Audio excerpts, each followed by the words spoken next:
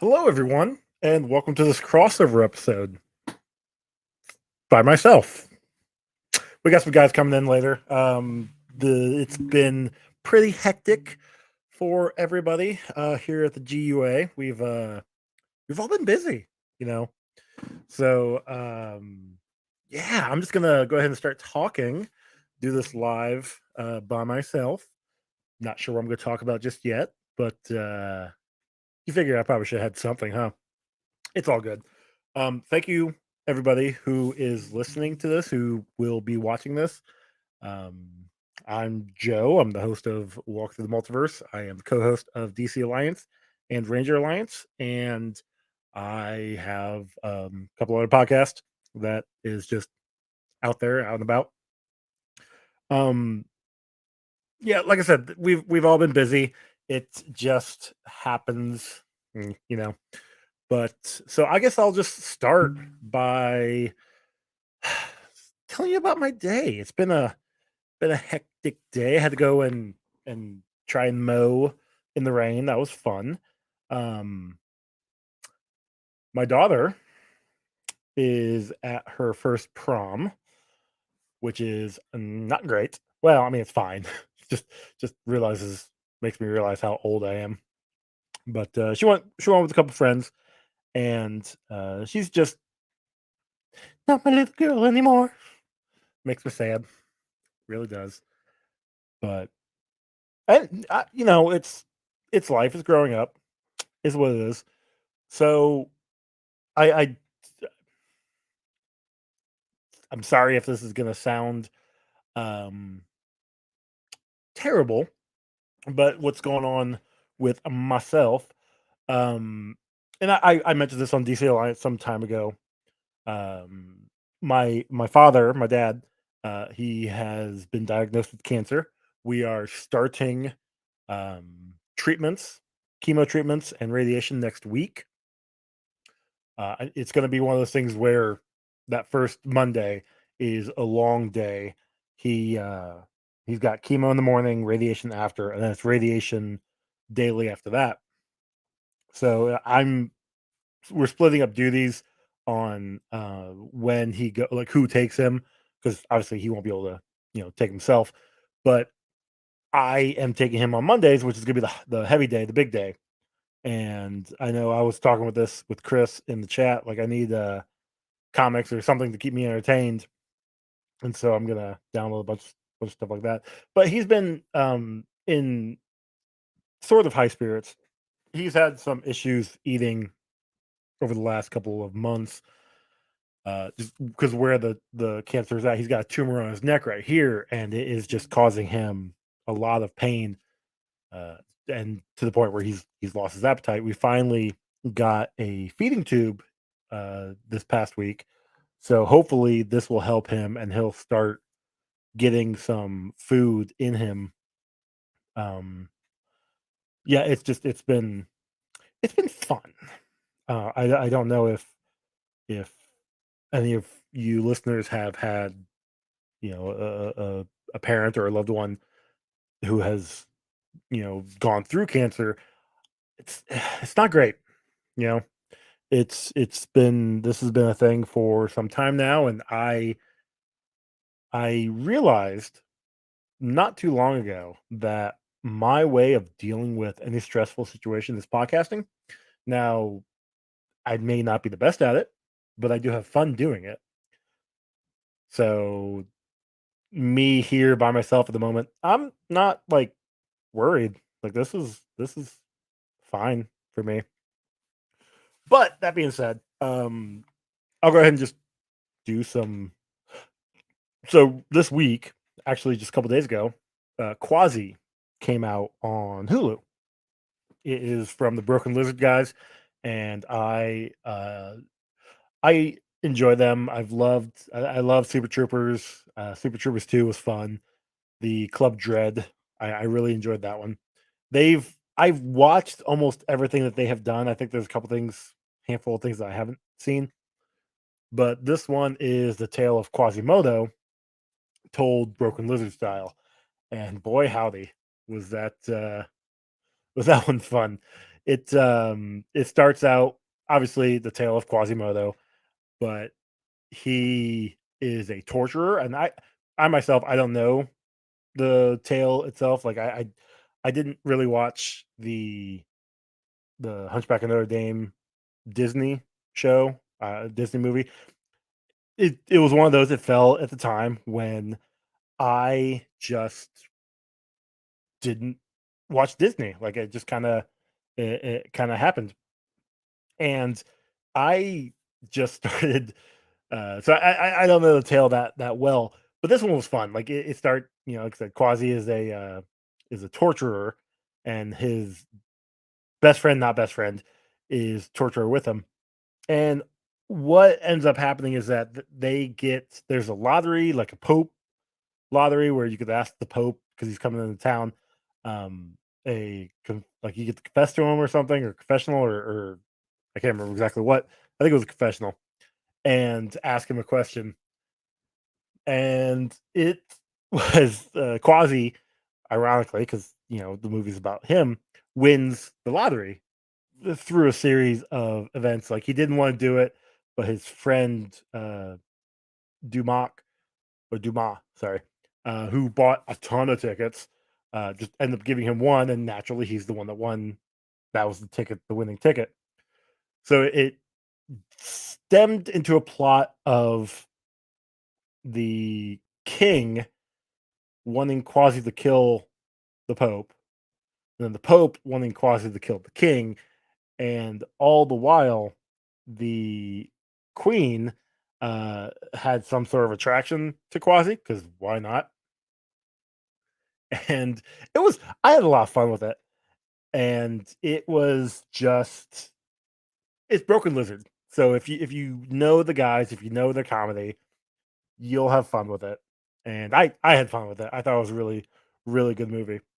And not like the greatest movie, but like I had a lot of fun with the movie. Um, I I guess I could talk about this. Obviously, Super Mario came out end of beginning of the month, and if you guys haven't seen it, I would definitely recommend it. It's just doing gangbusters. It's such a good movie, such a fun movie, and I mean, you'll have the Peaches song from Jack Black stuck in your head forever. Uh, yep. Especially if you're on any sort of social media, that pops up randomly from time to time, and it's a lot of fun. The movie itself, a ton of Easter eggs. Um, it was just both my kids loved it. They, my daughter was like, if Rosalina and Daisy are not in this movie, I'm gonna be so mad. And then like the movie ends and the credits start rolling. If Rosalina and Daisy are not in the mid credit scene, I'm gonna be so mad. It was just one of those things where it was a blast. I had a ton of fun with it. Like I said, my kids loved it, and it just yeah, yep. It's if you haven't seen it by now, go see it. It's such a really good movie. Although I'm pretty sure everybody's seen it because it's made a ton of money. Um, what other movies? Oh, went and saw Renfield. Now it's Nicolas Cage. Nicolas Cage for as Dracula, and my girlfriend has been one of those things where she last year and maybe I think a little before that she started watching um the Christopher Lee Dracula movies because they're on HBO Max, and they are a ton of fun. I think I watched um one of them, or I started watching one of them. It's not that I couldn't get into it. I couldn't pay attention because I was watching it at work. Shh, don't tell my boss. Because we're not supposed to have our phones at work anymore. Whatever, that's how I watch all my shit. But so it was fun because we're going there and we're watching it, and Nick Cage is Dracula, and he starts out being the Bela Lugosi Dracula, and then shifts partway through the movie into the Christopher Lee Dracula, and it was a blast. And I mean, There's a ton of gore. If you saw the trailer, um, excuse me, if you saw the trailer, you'll understand that there's like one scene in particular when Renfield is being attacked by a bunch of not guards, hoodlums. I don't know. Um, but it was just you see, like I say, you see in the trailer, and they're at this apartment complex, and he just like is ripping arms off, jumps down, literally like jumps this guy in half. It's really great. S Bubs in the chat here. I didn't have very high expectations, but I thought Renfield was pretty fun. It was a lot of fun, right? Like it was just I went into it just having a good time, knowing full well that I'm seeing Nicolas Cage as Dracula. Like I wasn't expecting a ton. Just I like Nicolas Cage.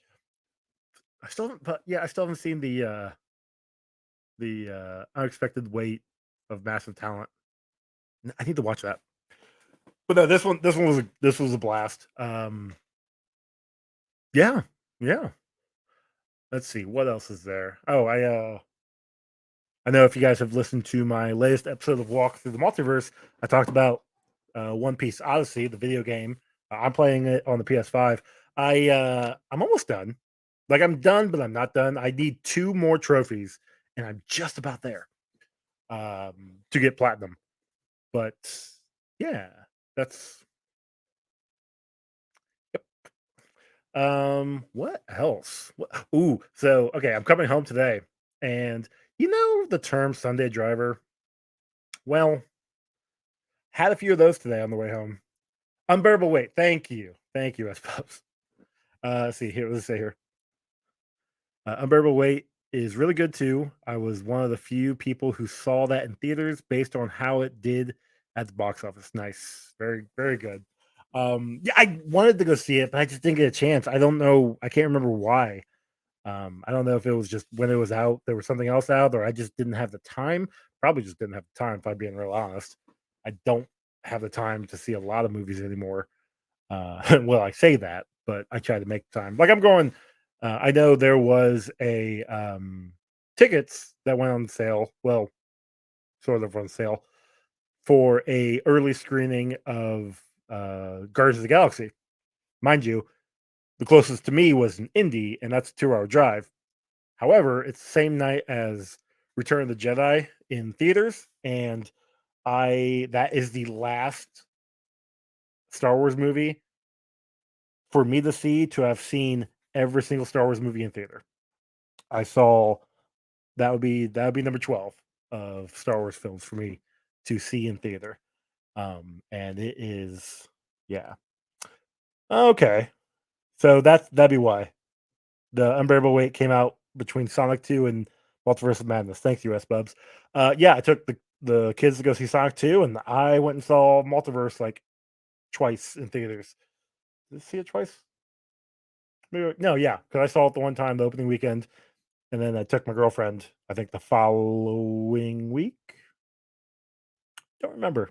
Really don't remember. But yeah, so I would ask what I was talking about, but my brain, whew, just gone. Um, so what else? What else? I'm hoping we're supposed to be getting a couple, at least one Patreon, maybe coming in here in a little bit. I think everybody else is on their way, so you guys only have to deal with me for another couple minutes. I think we'll see. Um, what else? I mean, I could grab a book off my shelf and just start reading it to you guys. You want me to do that? I'm not gonna do that. I could do that. See, S Bubs here. Saw Resident Evil. Resident Evil. Got something else in my brain. Evil Dead Rise last night. Very fun with a packed theater. Now, I'll say this. When I saw the Red Band trailer, it looked pretty gory. Gorier than what I felt comfortable with. Esbub, let me know. Was it I mean, I know Evil Dead. It tends to get gory-ish. Was this one Was this one pretty bad? Like the one scene in the trailer of the kid eating glass and it just poking out the back of his neck. It's like, ugh. Like that creeped me out. And so I like it's one of those things where I kind of want to see it, but I don't think I'll see it in theaters, especially like around here. If it's not a big blockbuster like Marvel production, um, I haven't had a packed theater in a long time. Mario was probably the closest I had for packed, and even that was sporadic from place to place. Yes, Bubs here. I'll just say that the 2013 remake used 70,000 gallons of fake blood, and this only used 1,700 gallons. Interesting. I actually do remember that remake. That one was fine. I don't know. I am so fun enough though. I am starting to make a list for my especially for the patrons. I do a 30 plus days of Halloween. Did that last year. Going to do another one this year. I'm making my list for that. Uh, and I think last year what I did was just a quick like 10 to 20 minute max, maybe half hour depending. Just talk about some movies that I Halloween movies, horror movies, all for the month of October. And so that's over there on Patreon on the Patreon. I've got a couple other ones planned. Um, Possibly one for um, Christmas. We'll see because there's a ton of Christmas movies out there, and maybe even one for the summer. I don't know. Gotta get that one going out. The Evil Dead franchise still hasn't made a bad movie or show, and I really like the remake. Okay, now I will be honest, S Bubs. I remember watching the remake, but that was, mind you, at work well over almost a decade ago because I think it was 2014, 2015 when I actually watched it. And it was one of those where like it's back, like it's set up back here and I'm watching it, but I also have to be here working. And so it's like, huh? Huh? Yeah. I love the original three. Um the remake, I don't remember. I'll be honest, I don't remember. And I didn't have stars to watch versus Evil Dead. I know it's now on a streaming service. I can't remember which one, and I know I have access to it, but I still haven't watched it yet. I need to because I've heard great things about it. So yeah, um, yeah, I don't know. What else is there? What else is going on? Really isn't a lot. TV shows. What? Oh, I am. Have you guys been watching the Ghost TV show on CBS? That one is fun. I got caught up on that.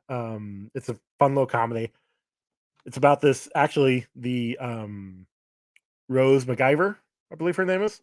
iZombie.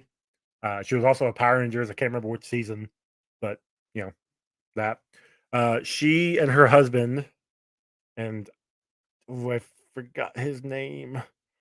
Let's let's do a quick lookaloo up.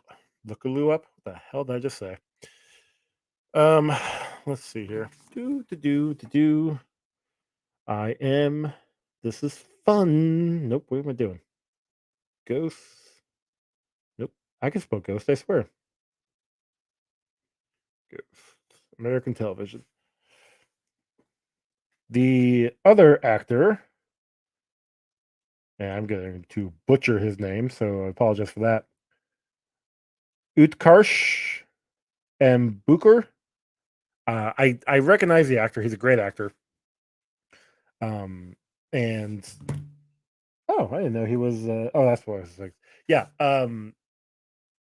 So they end up getting inherited a B&B. So they move there. She, Sam is her name, and Sam and Jay.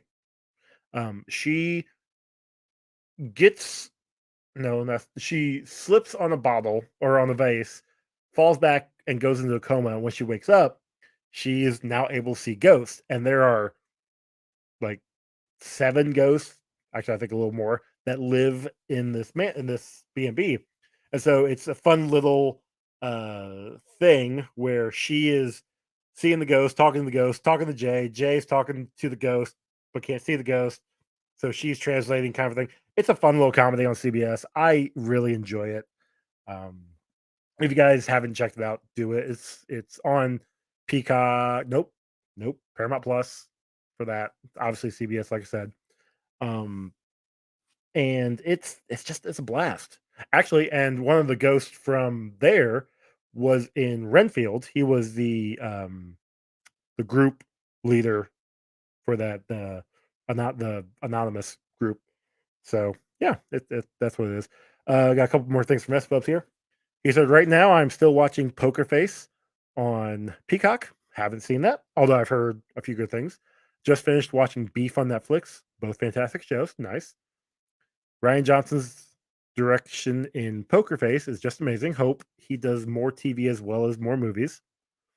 Now that I know Ryan Johnson's involved, I definitely have to check it out. I've been meaning to watch that show, talk about ghosts, and I've heard good things. It really is a blast. It's a fun little comedy.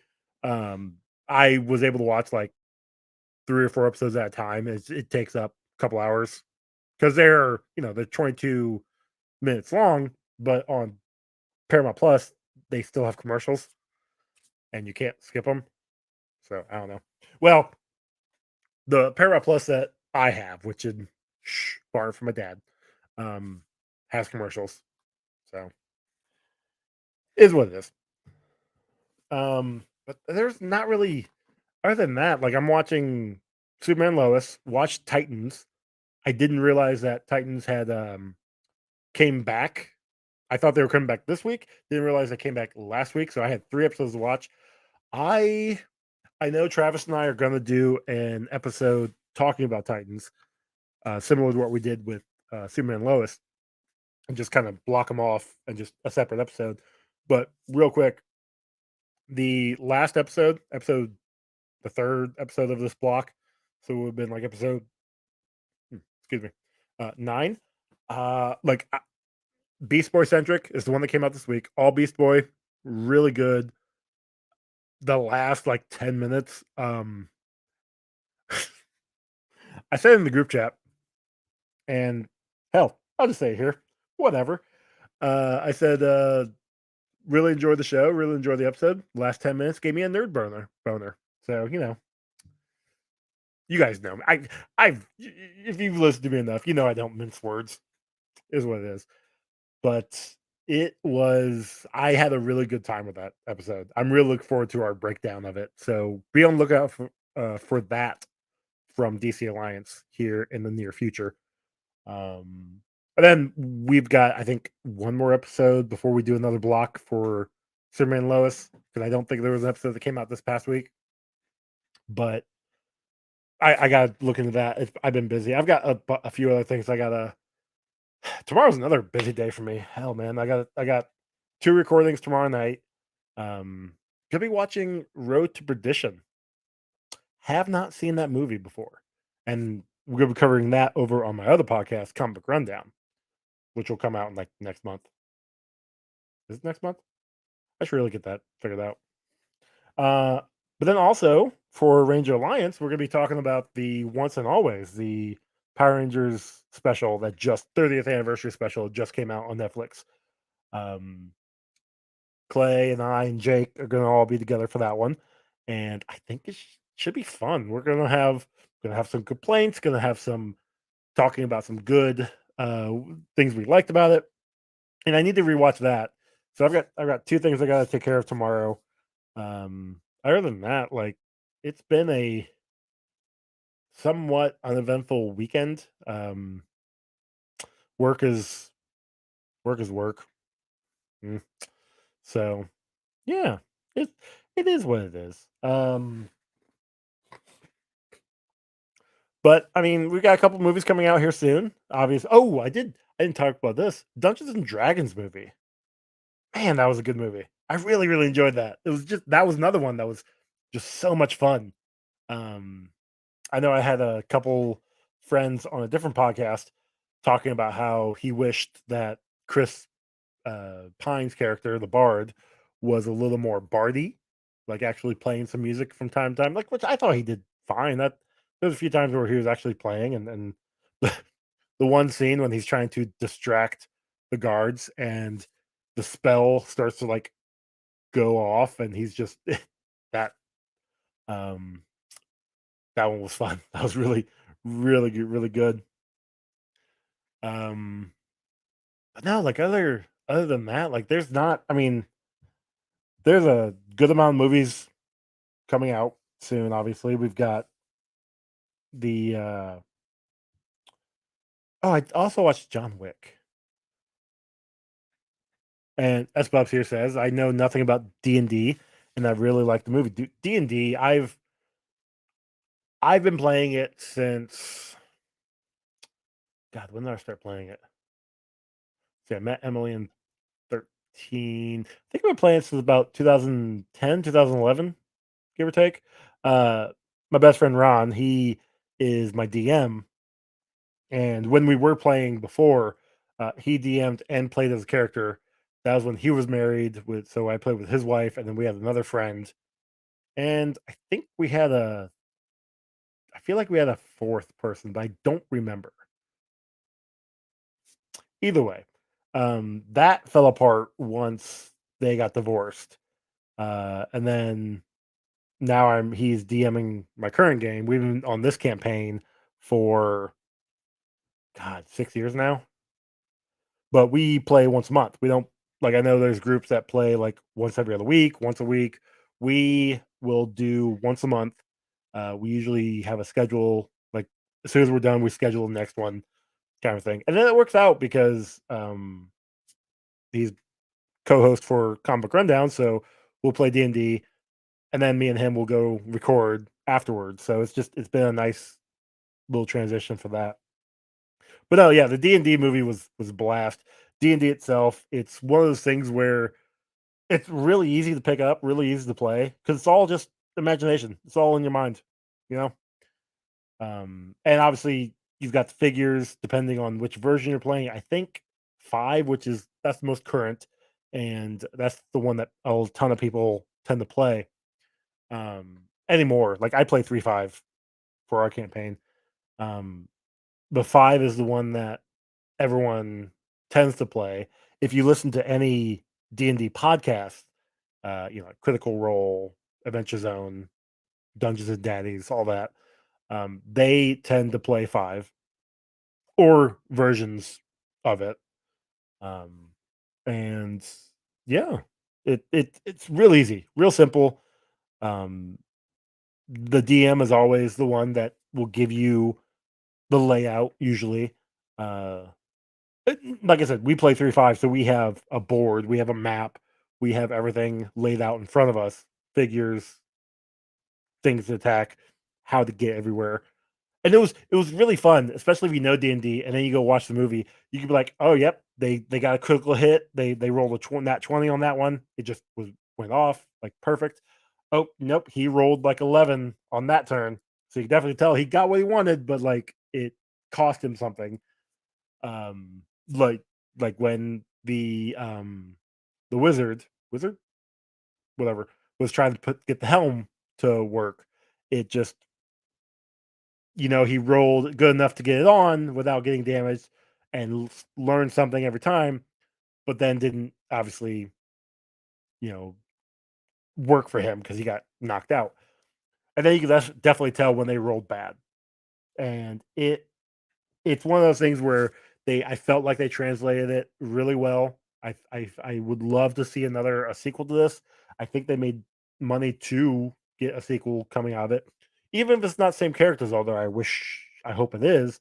If it's just another D&D like campaign, it'd be pretty good. I also did like that they were there was the OG.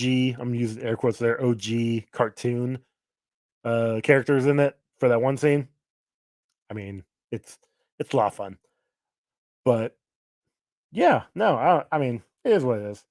Yeah, there's not a the Sisu, Sisu. That's a movie coming out soon that basically John Wick Old West style, which John Wick is another one did go see in theaters. Um, really, the ending. I'm not gonna say the ending confused me, but definitely was like, oh, okay, so he's definitely hurt. Um, but he's gonna be fine when they cut to black.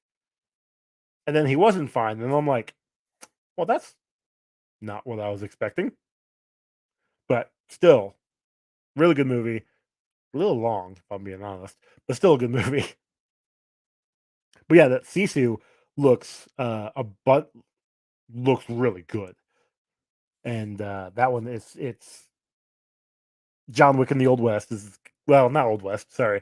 Um, what is the basis of that one? Uh, oh, John Wick World War II. That's my bad. During the last desperate days of World War II, a solitary prospector crosses paths with Nazis on a scorched earth retreat in northern Finland. When the Nazis steal his gold, they quickly discover that they have just tangled with no ordinary miner. While there is no direct translation for the Finnish word sisu, this legendary ex commando will embody what sisu means, a white knuckled form of courage and unimaginable determination in the face of overwhelming odds. The trailer looked awesome. Just gonna say that. As well as here, they've been playing at some festivals over the past few months, and I've heard a lot of good things. Yeah, like the one trailer I saw, I think was before John Wick. It looked awesome. So much fun. Um, yeah. So definitely have to go look at that one. There was what was the other one? The last voyage of crap. What was it called? Or was the last voyage? Let's see here. I know I have it on my thing here. Nope. The last voyage of the Demeter. Last voyage of the Demeter. Another vampire Dracula film.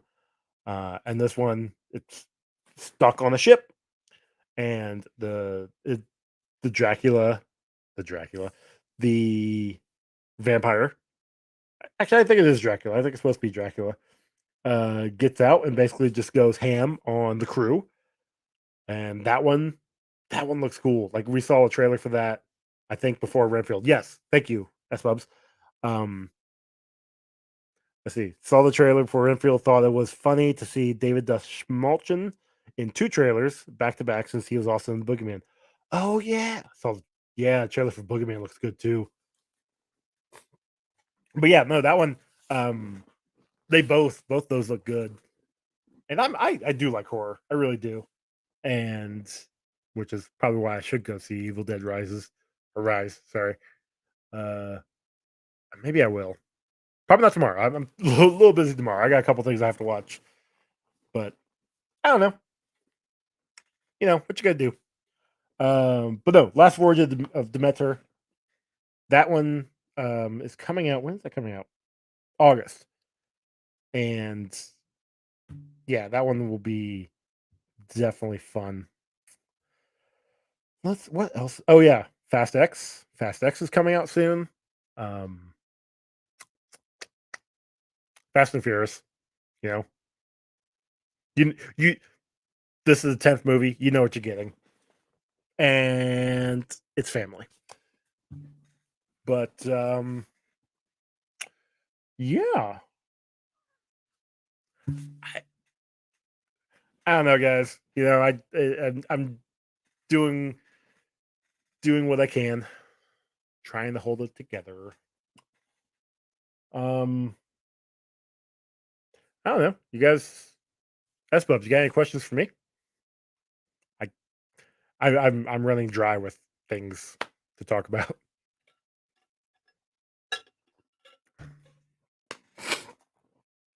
I don't know. What else is there? Been covering some comics. I got another. My next episode for A Walk the Multiverse is gonna be comic book focused. Try and do other things other than TV and movies because just wanted to try, and that was the whole point of when I put the show out. Yes, obviously, like other indie books have been started being made into TV shows, into movies. You know, Walking Dead, Invincible. I mean, hell, I covered Last of Us for the last, for those 9 episodes. But my whole point was I wanted to actually also wanted to talk about comics because I feel like the indie comic scene isn't getting as much love as DC and Marvel. Now it's starting to it's starting to grow and it's getting good, but um, it's I'm going to be covering a couple comics on the next episode that I got an advanced copy of one that's coming out in May, and so I'm like, yeah, I'll go ahead and it's called actually I don't remember what it's called. Hold on a second. That one is nope, not that. There we go. Dark Spaces, Good Deeds. It is the next iteration of Scott Snyder's Dark Spaces anthology series. The first one that he came out with was Dark Spaces Wildfire, and all 5 issues are out there. I think the trade is going to be out soon if it's not already. I found all of them on Hoopla, and it was. You'll hear my thoughts on the next episode. So, thank you, S-Pups. What are your thoughts on the recent Adam Driver as Mr. Fantastic rumors? I like Adam Driver. I think he's a really good actor. I can see him being Mr. Fantastic, but end of the day, like I don't know, like something about. And I know it's never gonna happen. I was happy to see it happen in Multiverse of Madness, but John Krasinski as Reed was really good. But I also think that was one of those things where he was put in there because of fan casting. Like everybody was just like, "Oh, it's gotta be John's. He's gonna do great." But I don't know, Adam Driver, he's got the chops. I didn't see 65. I really wanted to, and then people, the words started coming out and started going down. But like the man he's a great actor. Like he's done more than just Star Wars. It's no different than Robert Pattinson doing more than just Twilight. Although apparently there's a rumor now that he's gonna be no, not rumor. He got cast in was it Chloe Zhao's Dracula movie? That was in the group chat earlier. And it is yeah, I mean that looks fun. I would definitely be interested, but I think I put in the group chat like, man, the man just doesn't know how to yeah. Right, Chloe Zhao's Dracula, and apparently he just likes to be bats. I don't know. How's it going, Charlie? So you just got home from Evil Dead Rise. Super fun movie. Hope you're having a good night, Joe. Yeah. When you listen back to the beginning, you'll hear what's been happening. Been thinking of hopping on Melissa's run, but haven't read much prior to that. Do you think it would make sense? You're talking Power Rangers, right? If you are, yes, because they do a fairly good a fairly good job of honoring what came first, what came before, but not having to rely on it. But it wouldn't hurt to do I mean, it's 100 issues, so would kind of hurt. Uh, if you can find some way to get like a Cliff Notes version of what happened before, do it. If not, no big deal. Yeah, let's see here. The mom was also creepy as hell in the Evil Dead Rise. Your trailers definitely made it look like that. Yep. S-Bubs 65 was better than I expected. Saw it when it released on digital. Oh, it's on digital already? Dang. Yeah, no, I do want to watch it. I really do want to watch 65 because it sounds fun, but I also understand like it's probably not going to be the greatest. But I guess if I go in having low expectations, I should be okay. God damn, Joe, you've been doing this by yourself for almost an hour now? I have said it in the chat before. I can literally talk about nothing for an hour, and I definitely talked about nothing. That is amazing. Let's see, Charlie. Yes, I'm at Power Rangers, but sounds good. It's been looking cool as hell so far from all the pages and covers. Yeah, like I have enjoyed Melissa's run so far on Power Rangers. Okay, Um, no. Did you see that TikTok that I put in the chat this morning? I don't know, probably, maybe, probably not. I don't know. The okay, hold on. Let me see if I can find it. I was busy watching Quasi earlier, so probably not. Oh, that's right. No, it was earlier this morning, and it was like I it's a very classic anime that they adapted or they are adapting. Okay, I did not watch it. It's in the chat, but I did not watch it. Okay, so check this out. I will go ahead. Right, this is loud. Did- Okay, hold on. Share screen. See, this is why I needed other people here because you guys can do all the technical stuff that I don't want to do. So look how clean, and I'll even start it over. This thing looks super clean. This is Voltron? Voltes V. Um it's not Voltron. It's a different mecha type of show, but it's Okay. in the era. Look how almost exact accurate the face sculpt is of that freaking mecha and everything. It looks so clean. And I have to wonder, how the hell are we still unable to do this for Power Rangers? Because this is probably somebody who had, or is this an actual show, or is this This is an actual high budget. I can't figure out if it's an actual TV series or movie. okay? Like everything is some people are saying it's a movie, some people are saying it's a TV show, but like look how clean that looks. Because I was gonna say like this might just be some random nerd online that has a ton of time and a No, like really good thing. there's But if it's like legit, like whoa, what's that? when I Um, when I did some research on it, like I saw like a commercial like with the actors that are like promoting it. okay, So like it's an actual thing, but Japan does it better. it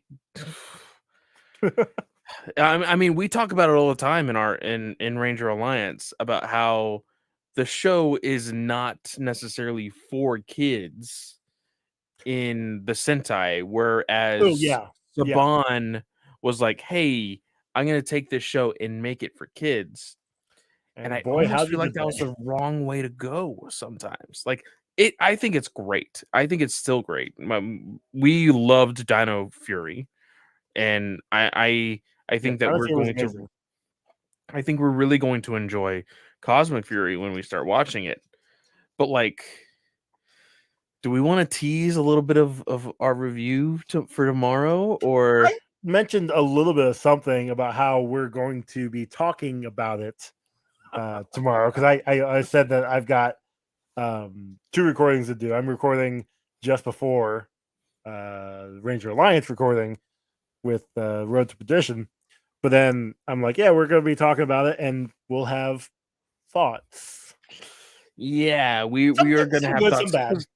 because here's the thing, like there's I think way too many people that are like, oh, there's enough bad things in the world. We'll just give this all thumbs up. Like this is 5 stars. And it's just like my critical brain can't just be like, oh, this is the most perfect thing anybody could ever ask for. Like, because it's Now it's not. perfect for 1990s. We're getting ahead of ourselves. I We don't are want to getting talk a too little much. ahead of Okay, ourselves. But it's for anybody who is I had listening fun. to this I had prior, yeah, I had fun with it, but here our full breakdown Monday. Monday, Yeah, when because we are recording tomorrow. So honestly, and I know I praise them all the time, but go check out Ranger Danger's episode covering it. Funny enough, I still haven't listened to it. So I Michael will. even said on Twitter, he's like, yeah, it's great. Like our downloads for that one episode I did see it. Yeah, yeah, yeah. have like tripled their downloads for like this whole season that they're covering combined. So I'm That's like, damn. insane. Well, the episode's also like 2.5 hours long, and it's a good episode. Yeah. But How you doing? I'm doing good. Now you Just gotta got talk off. for 40 minutes all by yourself. I know for real. Just got off work. Um, this one is being nutso. Aw, kids do that. Yeah, you're being nutso. Hey, Huh? just think in about 16 years, she'll be going to prom like my daughter is tonight. Oh, promise tonight. That must be Yeah, fun. so she's a sophomore. She got asked by a couple seniors to going as friends, and I'm like, yeah, if you really want to, okay. So she went. I dropped her off um with her friends to go have dinner, and then they're going over to. We have a Memorial Coliseum here in town. There's a couple different proms there. There's also WWE is going on there, same like tonight as well. So I'm like, are you gonna go Nice. sneak into WWE and go watch that? She's like, no, that's all fake. I'm like, yeah, it's real fake wrestling. What are you talking about? I would totally ditch prom to go watch WWE. That sounds amazing. Um, No, but there is another Sentai that is currently going right now called King Ogre or O it's OHG or OGHER. One of the two. OHGER or OGHER. Um So it's either ogre or ogre. yeah. But Both it sound about right. but it's very like they went the route of like I'm trying to what is the best visual? Spy Kids 3D. Okay. Like Shark Boy, Lava Girl. Yeah. Like, do you know how like backgrounds are like super CGI? Yeah. I'm gonna see if I can find King Ogre. OHGER. Huh. it's OHGER. OHGER. Yep. Super Okay. Sentai King Ogre. Those costumes look fun. Definitely will not translate well in American audience. No, it's not, and I think one of the reasons why is because they aren't one thing that Power Rangers loves to do when it comes to adapting its Sentai is that they only like to adapt the costumes that look similar. Simple. Simple Yeah, is really. another great way to look at it. But if you look at like a preview or something, you can definitely see how like it looks like the background is complete CGI and then like almost like I hate to say it, but like flea market volume technology Okay. like is the basic way to look at it. Um but very much in the same realm of like Spy Kids 3D, Shark Boy Yeah. Lava Girl, like very obvious CG aspects of it. Uh, and I saw a lot of people talking about it in the Ranger community, and like I think it's already like on episode 7. So I was like, I'll give the first episode a try. I like it. It's been a while since I've tried to just sit through a Sentai before. Yeah. She tried to watch it. She Nope. was not impressed. That's fair. Are you trying to talk into the mic? What's going on? What are you What doing? up, Amberly? But yeah, it's fun. But dude, after watching once and always, and I know we were trying to get not as much into it as possible for tomorrow. Like, I just want a Power Rangers the animated series so bad. So you She told does too. me, yeah, apparently she does. You told me about the Go Go Loser Rangers, the Yeah. manga. Is that gonna be an anime? I mean, I'm assuming Um, I don't think it's been announced, but if it gets popular enough, I'm sure it will. because I know it's on like book uh 4 or 5. four, 4 or 5. I don't know. Oh, sorry, 9. It's on book 9. Already on volume 9. Over Holy crap! over in Japan. Oh, in Japan, it is. Okay. Which Okay. I mean, Okay. that's still like that's enough to translate to make an anime. I think. Yeah. Yeah, I do want to try and find. Oh, there is an anime television series. That's not. I don't want to click on that. Hold on. It's been announced, but it's not out yet. Ah. Okay. Sweet. We may have to. If we can get a hold of that, we may have to start watching that. I would totally be down with reviewing that on Ranger Alliance. 100%. Totally down.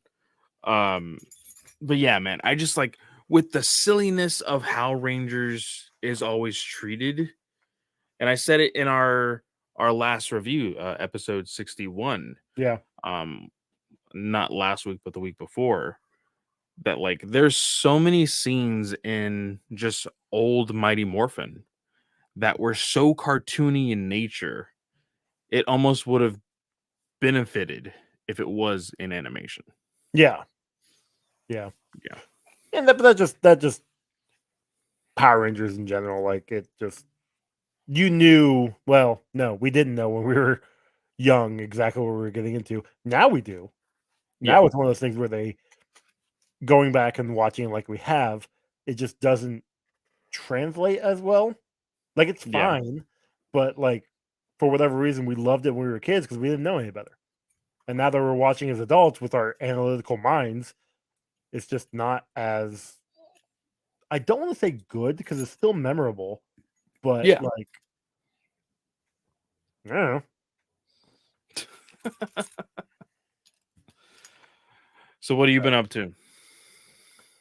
Well, you can go back and listen to 40 minutes of it, and you can hear what I was up. No, Well, of course, quasi, but like, yeah, I just busy. Like, I mean, it's one of those things where, and I said it earlier. I Dad's gonna go through chemo here soon, and that has been like I've been focusing on that, but also a way to unfocus from that is to like just kind of let it. This is my way of dealing with it. Is I yeah, podcast a lot. I realized that I think last week or week before that was my method or my mode of like your coping separating mechanism. coping. Yeah, there we go. So yeah, I've just been doing a lot of that. Either I've been editing something or recording an episode, or I'm almost done with the One Piece Odyssey. I've got like 2 more trophies to get, and then I'll have platinumed it, and then I'll be done and then ready for Legend of Zelda Tears of the Kingdom in 3 weeks. Looking forward to that game. Just kind of. And to answer Charlie's question, I'm looking at the chat. If it would make much sense to jump into Melissa's run, honestly, I think if you, it's hard. Well, and Because what I said is you could, but you're gonna have like it's a fairly good jumping on point. They do a really good job about honoring what came before, but moving past it. You don't need it, but there are some things that if you did read those previous 100 issues, it'll benefit you. yes, and I would even say I would go as far as to say you don't need to read all 100. Yeah, And that's honestly, I would say you would just need to read the highlights. So I would say read Shattered Grid, just because it's a phenomenal story anyway. But the beginning of the creation of the Omega Rangers yes. is another story that you need to read. And then you need to read issue or the story arc that got Ryan Parrott to leave Power Rangers. Is basically it. Which kind of leads you into her run anyway. I think those three big points. I mean, you could probably throw in like the first two arcs of Go Go Power Rangers to introduce Matt, because he is a big character within Power Rangers right now. The best Green Ranger. The dead Green Ranger? Shut your mouth. Oh, that's right. That was the other one. My headphones are falling off because I wasn't able to put them on properly with this crazy girl, and I think they are now stuck to my hair. Yeah, they That are. is hilarious. It's something, all right. This is what I have to deal with, Joe. This is what I have to deal with. Hey, I had to at one point. We all do. Well, not all of us. Anybody who has kids. I'm just gonna keep talking. Maybe you'll think you won't. You can't put these on. Uh-huh. There we go. Yeah, so all of us have to deal with kids at some point, my dude. No, but like I was saying, the introduction to Matt is another good point. So just those four: Shattered Grid, the introduction to Matt, introduction to Omega Rangers, and the ending of Ryan Parrott's run, I think give you all of the points that you need to know in regards to where Melissa is starting her journey in writing Power Rangers. And man, like, I don't like, there's no way of knowing now, but dude, I hope she introduces Zeo. Same. Like, I think it would be a hard pill to swallow for just Ranger fans, because everybody just like Mighty Morphin. Mighty Morphin people now. Yep. That's why the comic has been doing so good. They've stuck with Mighty Morphin while introducing, the Omega and like the time stream and having everybody jump in. But see, I think it is a kick in the face to the franchise that you play with all of the Power Ranger toys, Zeo, Turbo, Jungle, Fury, all of these other things in Shattered Grid, and you're just like, nah. Like, that sucks. Yeah. Charlie's other question: have we gotten into Rogue Sun 12 yet? Not yet. No, I have not read 12 yet. I still need to read No One issue number 2. Charlie, I don't know if you saw, but I got into the ambassadorship program with the Massive Verse. So very excited about that. Next week, I will be dropping a series of videos that will be dropping on TikTok and Twitter. Kind of like the introduction to the Massiverse, because I realized that my video that I dropped on Twitter and TikTok this week, somebody actually commented and it was like, what is this actually about? And I'm like, I'm such an idiot. Like, I was so excited to get that package and show it off that I gave no context to like what the comic is. So I was like, I'm a freak. Like, I'm an ambassador, and I didn't even like. You're learning. I am. Yeah. So was that the box? Yes, it was. Okay. Yeah. We found the mystery. Okay, good.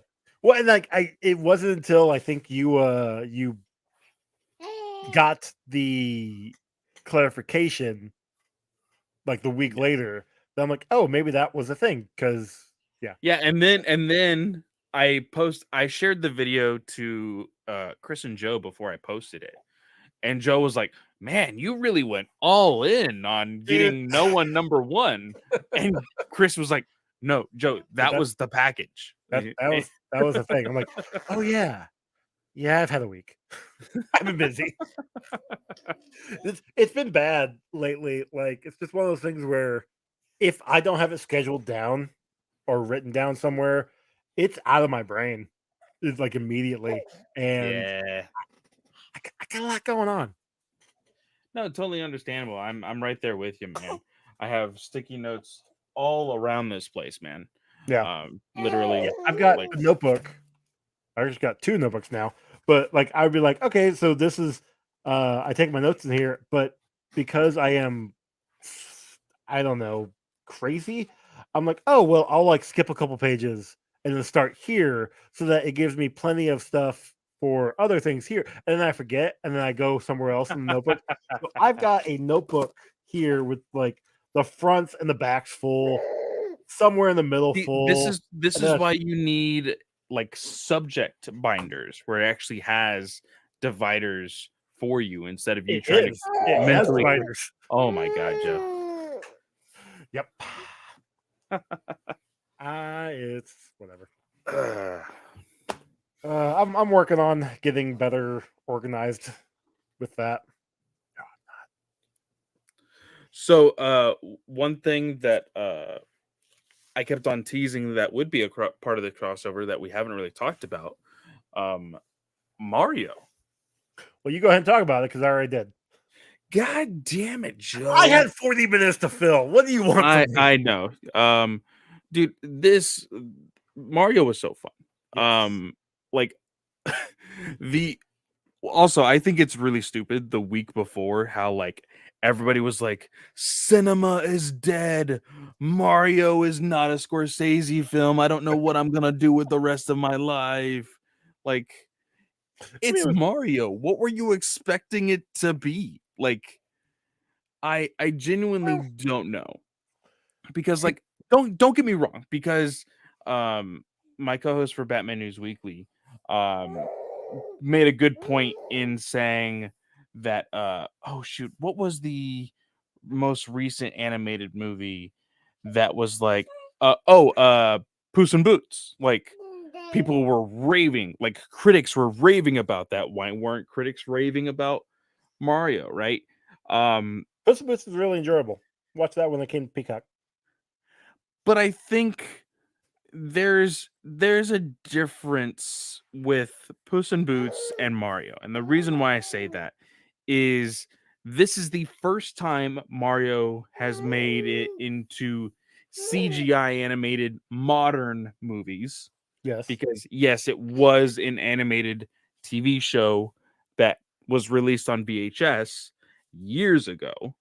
Um I've got some I s- DVDs over I s- there. I still have the VHSs. Nice. Um but and Puss in Boots, it was a part of a very successful franchise known Mhm. as Shrek. Like Shrek is a cult classic. Like, I'm sorry, it just is. And like it's also like a meme classic. Like Yeah. people just love Shrek because of the memes. And so it's weird how like meme culture can also make something very successful. We've seen that in Minions. Minions almost made $1 billion because kids were dressing up in suits and going to see the Minions movie, and like then everybody wanted to do the exact same thing. Didn't make any sense whatsoever, but it's just the way it is. Um, but yeah, I absolutely loved Mario, man. It was so fun. Hey, Charlie. Hey, wait, sorry, one sec. I Echo, just gotta echo. adjust some settings here.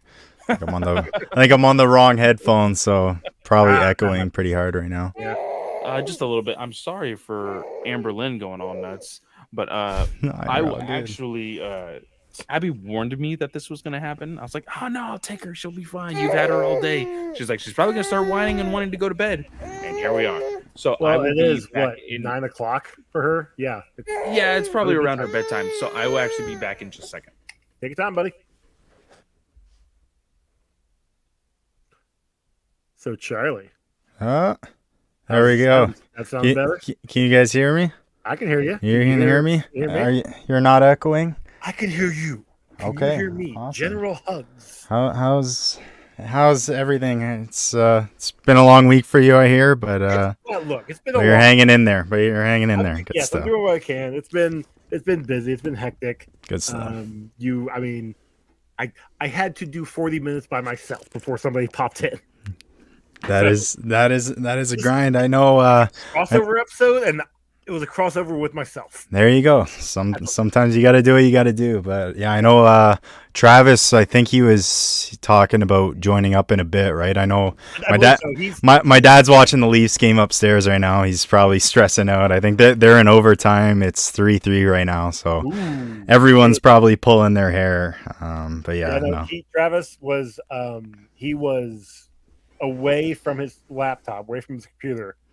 His girlfriend, they went to go see his or her family.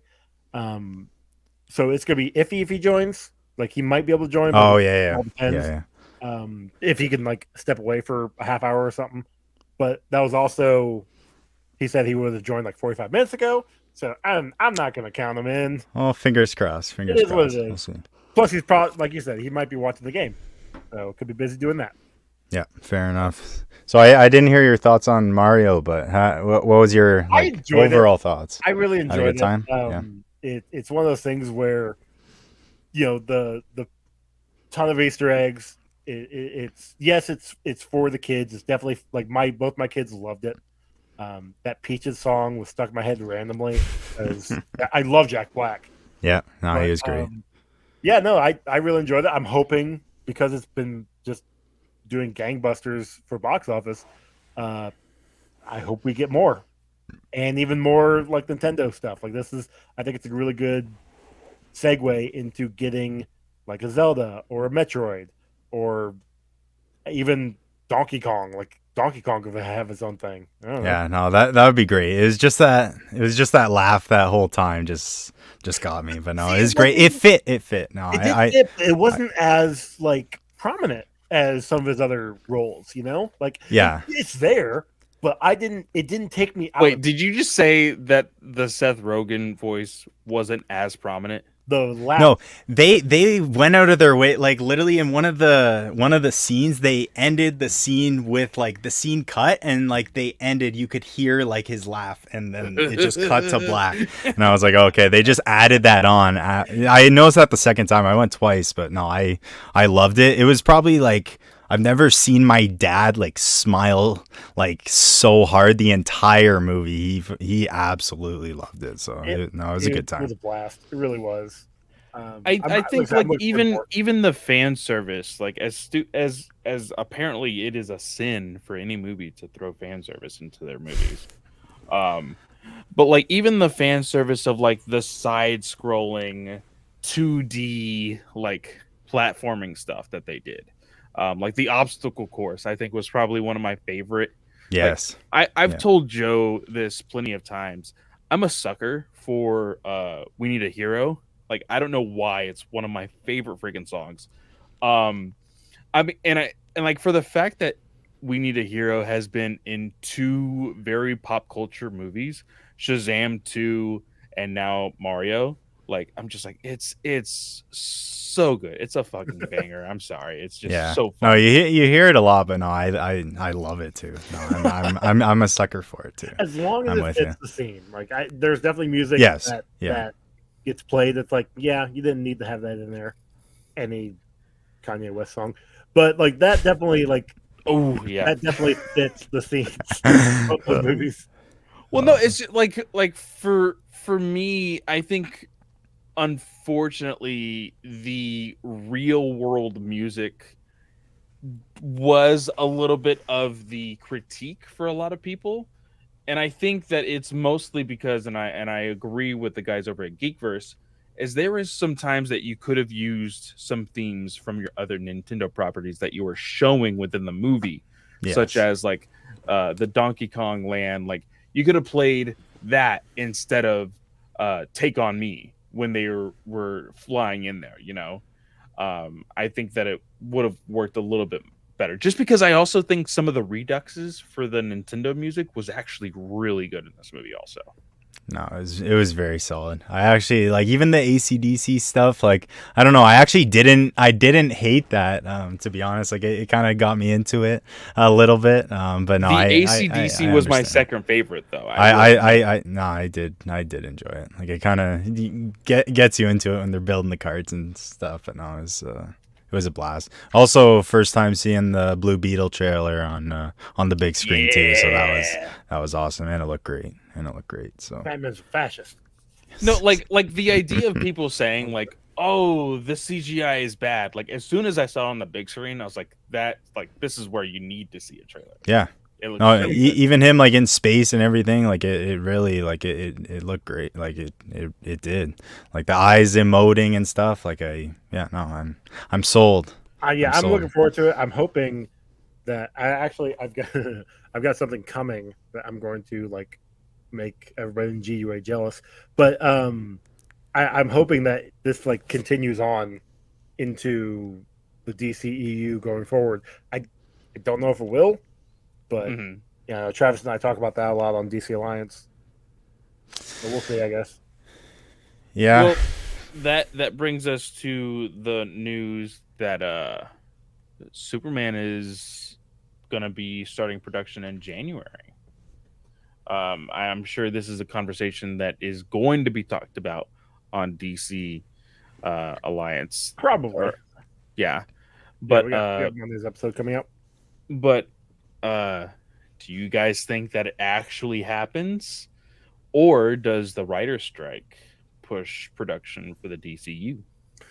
The Red Strike's supposed to hit in May, right? Like in a couple May weeks? 1st. So we have Mhm. literally, Week looking and at a the half. calendar now, 1 week and 2 days. Ugh. Yeah, I would say probably maybe ask me then. Yeah, no, I have no idea, to be honest. I think it'll get pushed. Yeah, so- I wouldn't be surprised by any means. Yeah, Charlie, I'm going to be completely honest with you. You look like a young fella. How old are you? I am 21. Okay, so 21, Was it 23. 2004 or was it 2005 when that one hit? It was 2007 when the Seven? first Okay. one hit. Okay. So how old were you in 2007? That would mean you I were was 6. 2001 is my birth date, so yeah, would have been. God, that makes me feel 6. so. Yeah. I graduated in 2001. No, so Oh, that's awesome. so I was telling the guys over the GUA that I lost my favorite show to the writer's Man. strike, which was Heroes at the time. You know, the very classic line, "Save the cheerleader, save the world." That was such a good show. It was so good. And Season one. season 2 went to an abrupt halt. Yep. And finish They within like 5 episodes, 6 episodes. I I can't think remember. they cut Ah. 3 episodes out. They cut a complete storyline, and then they Yeah. had to like change it up. It just end. ended. Like Yeah. one of the main That's a shame. characters like just gets kidnapped, and that's the end of the whole season. You're just like, Funny what enough, the hell? I tried. I Wow. rewatched it. Rewatched the whole series before Heroes Reborn came out, and because I had tried watching, like I watched 3, and I'm like, this is not great. I watched 4. I don't know if I finished 4 when it came out originally. I'm like, yeah, this just sucks. Rewatching it was fine. Like there were some things in season 4 that didn't really make sense, but given the storyline the way it was going after season 2, okay. I watched like 2 episodes of Heroes Reborn, and when the cheerleader is killed off in the first episode of Heroes Reborn, I'm like, she can't die. What? Whatever. Yeah. The whole point gave of her up. character is that she can't die, but like, That's only because Hayden Panettiere was like, nah, I'm gonna go Yeah, over there and do Nashville or something. yeah, she was kind of done with that series. But like, I think most of them were. So I when did that writer's strike happen? Like when that show? 2007. it was 2007, So and it lasted 100 days. I think it was. You know, say like 3 or 4 months. I can't remember exactly. Let's see. That one. So I remember it because it shortened Smallville, obviously Heroes, and Supernatural. I was watching those 3 all the time when that came out. Supernatural and Smallville obviously were able to bounce back fairly well, but there were a ton of Holy other shows that did. Crap! It was from November 5th to February 12th. Damn. So that's Yeah, that's December, January, tough. February. That's 3 months. That's almost 100 days. And that halted like all like movie Everything. production as well. Movie, Like, TV. Movie okay. production. So yeah, I It's one of those things animation. where the talk shows, the late night shows. I remember hearing this on the radio the other day. Late night shows, they had to have their own like improv comedy, and nobody liked it. Yeah. You could tell that these guys definitely needed writers for their stuff. I think one of the biggest like shows that took a hit was Saturday Night Live, I'm pretty sure. But I thought, Right? see, I thought Saturday Night Live I wasn't a the watcher of actors Saturday Night Live back are the then. ones that come up with the skits. They were, but I'm pretty sure some of these writers were a part of the guild. I'm pretty Well, sure. I mean, yeah, probably. Okay, I don't know. oh, that's But- interesting. Yeah. But like, I was talking to a host of Batman News Weekly, and he was, when I told him about the strike that could be happening this year, he's like, "Man, last strike we got was." He said, "Last time there was a strike, we got Transformers 2. Let's hope that never happens again." And I was like, "Okay, hold on. Let me think back at all the Transformers." And I have to admit, I think out of the early Transformers, because I think they're although for some reason the money kept increasing as far as how much it made, the quality definitely took a dip, and I don't know if it was after 2 or after 4. Definitely after 2. I remember liking 2, but then 3 started to get kind of like, because the third one did not have Megan Fox. Megan Fox, I think that's when Megan Fox and Michael Bay had Yeah, their the falling second out. one was her last one. So then they got a Okay. different actress. I think I've only seen the first 2. Those are always like drive-in movies for me. Like we have a drive-in like Right. 5 minutes down the street, so it's always like kind of one of those movies that we would always just I've always wanted to go into a drive-in Man, movie. yeah, We they're a had- blast. We have a 1, maybe 2 around here, but they're dying everywhere. Yeah, except you got to watch your car battery. Like Get that too. Yeah. No, like the first 2 I think are really good. Third one, it starts to get a little wonky. The fourth one, I like the fourth one because they had Galvatron and Unicron, I think. But the fourth one, Unicron? Is that like a unicorn transformer? no, Unicron? You don't- Unicron? Unicron? I'm gonna search yeah, up a Unicron. Look up Unicron. You're not gonna believe who Unicron is. Sounds like a unicorn. No, He's no, not. no. He's got a couple Uh, horns. It would make it would make more sense if Unicron was a unicorn. I mean, they were high in the 80s when they Oh made shit! this. Yeah. Well, yeah, that is not a unicorn. Unicron is like he is almost Yeah, he like looks- the Galactus. He of looks freaking Transformers. sweet. Yeah, Yeah. he's pretty What are his badass. What are his wings? It was like wings. Like Yeah. I don't know what those are Yeah, made yeah, of. yeah, Yeah. it's Yeah. No, he looks Um, sweet. Now you looking at that picture looks nothing like that in the Transformers live action movie. Just Yeah, Put that out there. but like I didn't see the last night, the 5th one. I think I have Yeah. it. Like I bought a combo pack and it was there. I still haven't But watched okay, it. so 4 was the first Mark Wahlberg movie, right? Yes, and I somewhat enjoyed that one. Like I said, they had Galvatron and they had Unicron. That was the only few things that saved it for me, but it still wasn't a great movie. And I never watched the 5th one. However, I did watch Bumblebee, and Bumblebee was amazing. So like I'm so looking forward to Rise of the Beast. Just saying. I am going to see that one. Yeah. I am going to see So- it. So is Bumblebee connected to Yes. that? so Okay. Bumblebee Go watch is Bumblebee the soft before you reboot. watch Okay. All right. Rise of the Beast. I would say it's the soft It reboot is. Yes. to the franchise as a whole. And what I think what I liked more about Bumblebee was that it didn't try. So Transformers 1, you saw that like basically the studio was like, this is gonna be our $1 billion winner. Like it was like They're we're trying gonna really hard. they were trying everything that they're like, Michael Bay have as many explosions within explosions, go Inception explosion on this thing, and it was way too much. Like, yes, the first one was fun, it's great. I will always have like a special place for that movie in my heart.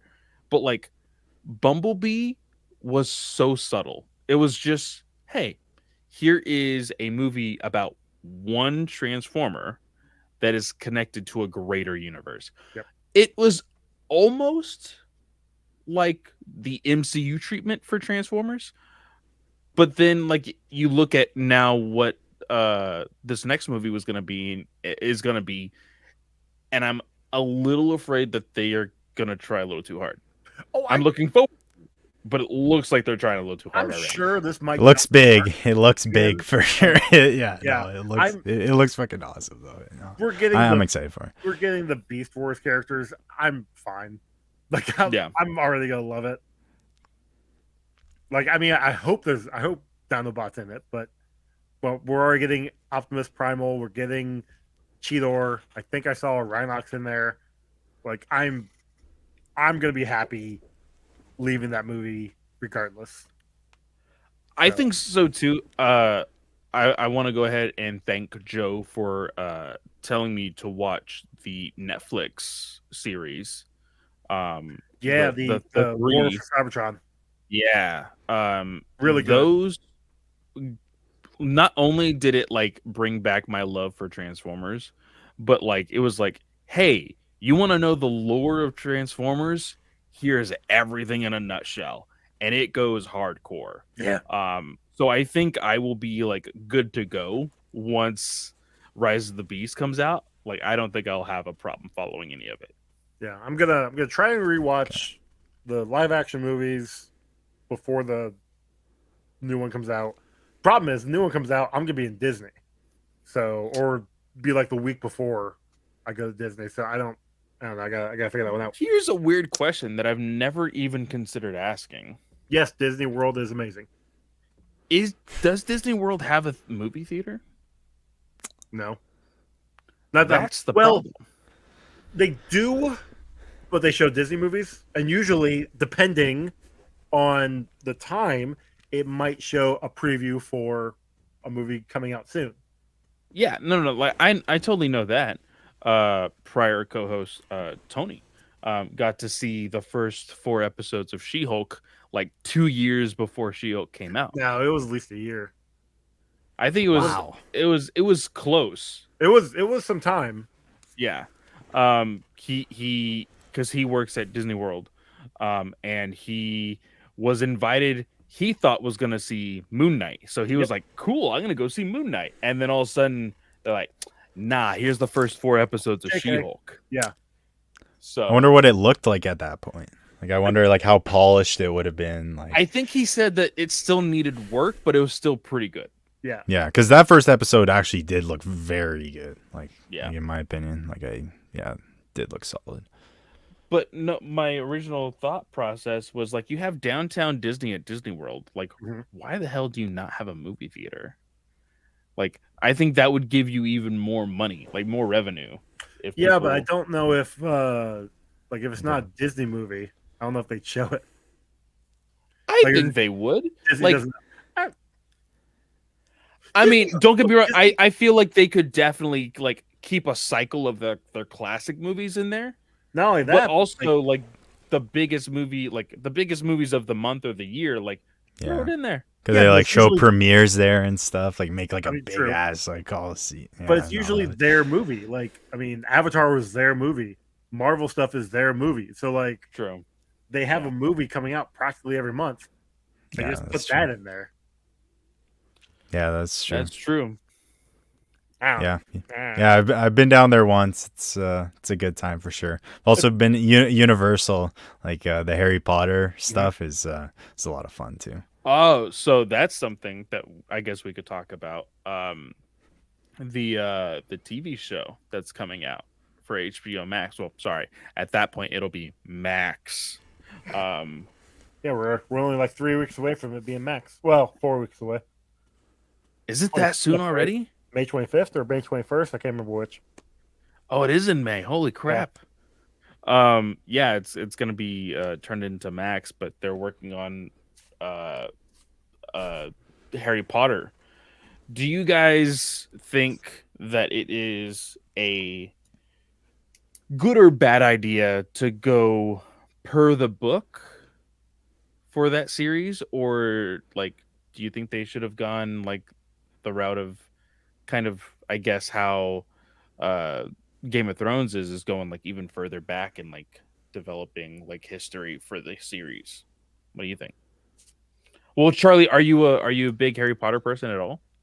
I actually am a pretty big Harry Potter person. Oh Um, shit. my mom, Potterhead.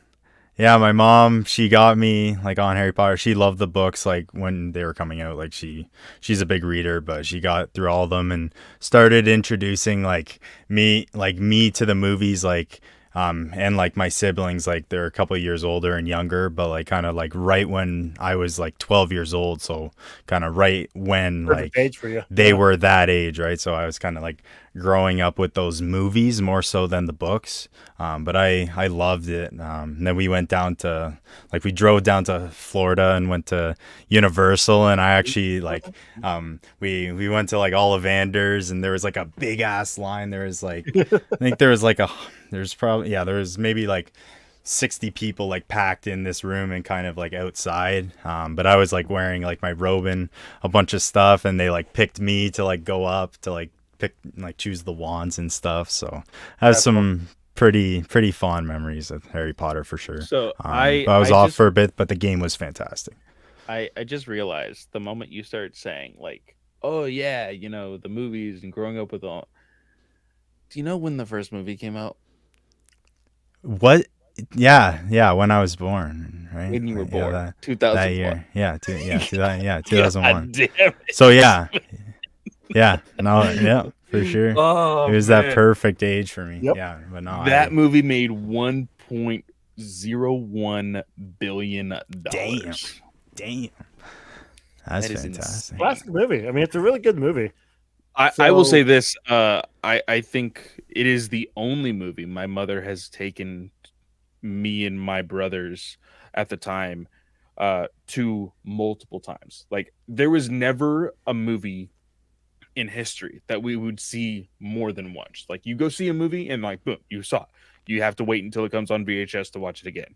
My mom took us to see Harry Potter and the Sorcerer's Stone 7 times in theaters. Damn. Oh, 7 times. She that's enjoyed awesome. it that much. Yeah, I remember that much. That's great. Yeah, no, I actually like we had a couple wands when we were down there, but like during the movies, like I started like picking up like ordering some like wands online. I had a big collection, but we ended up my aunt like she gets really lucky. She always meets celebrities everywhere. She travels a lot, but she meets celebrities everywhere she goes. But she so happened to Daniel Radcliffe was doing everything or how to succeed in business without really trying. It was like his Broadway show he was doing, and she ended up going down there and went to the show and just ended up like waiting like at this back door and ended up meeting him. Like awesome. and there was no one there, and they ended up talking, and he's like, oh yeah, come back like tomorrow backstage, and she ended up like bringing like all of us to the show, and like we ended up like meeting him backstage and stuff, and That's yeah, really he cool. he signed some books and like the pamphlets and whatever. But yeah, no, short guy actually. Yeah, surprising. Short guy. I forget how short he is. I think he's like Yeah, 5'4" or something. Yeah, he wasn't very tall, but yeah, no, he's nice guy for sure. That's really It was cool. weird. I think that was the first time I heard him. I think do like a, what was he doing? Like a, does he do an English accent in Harry Potter? I think they do. I think they Yeah. do, right? Because I think, Yeah. I think in that Broadway he was doing like a completely American accent. That was the first time hearing it, and it like threw me off big time. Yeah, I think I think I heard this from actually the Geekiverse guys that like apparently in the contract for the new series, J.K. Rowling said that everybody has to be British in the show, Okay. which I like. So she's making a. Yeah, I get. Okay. I thought they were just going to her like for like, I don't know, to stay faithful to it, but I don't know if she's making these contracts. Yeah, like that's kind of that weird. may be wrong, but I'm pretty sure that's what the Geekverse Yeah, guys no, said. that's And kinda- like it kind of bothers me a little bit. Yeah. like, Oh, and I for think sure. it bothers a yeah. lot of people for a Yeah. lot of for a lot of good reasons. Yeah, But for like, sure. I would love to say, and I think it is, but unfortunately, it's just this looming, disgusting shadow that's over it. That like Harry Potter is bigger than J.K. Rowling, Yeah. but like until she dies, like there is no proof of that, unfortunately, because of how big her mouth is. Um, but like I would love, and I always thought this would be a great idea to do a Hogwarts show that like I wouldn't say like the beginning of Hogwarts, but like almost like how Hogwarts Legacy I think is set in like the 40s, I think 40s, 50s.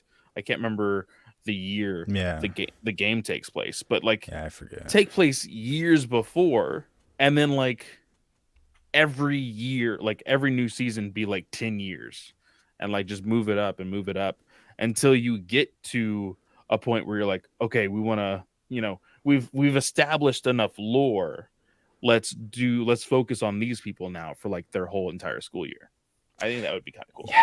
Yeah, and I feel like that way there's just so much cool stuff in the Harry Potter world. Like there's just so much to explore. But I think like with Game of Thrones and stuff like that, there's just more to go to. And I think like, yeah, you don't like, and weren't they talking about making a cursed child? I think I mean, there was reports of like Maybe they're not wanting doing to that do anymore. it, and then J.K. Rowling not wanting to do it. Like it's so stupid how they have to go through her. She's like, got the right. She's got. I mean, yeah, you said that Harry Potter's bigger than her, and you're right.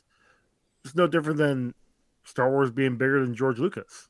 And Yeah. Lucas, he sold it when he's like, all right, well, I told the stories I wanted to tell, so I'll pass it on to somebody else now. Rowling's never going to let go of it. You're right, Clay. Until she dies, it's in her hands, and she has creative control of it.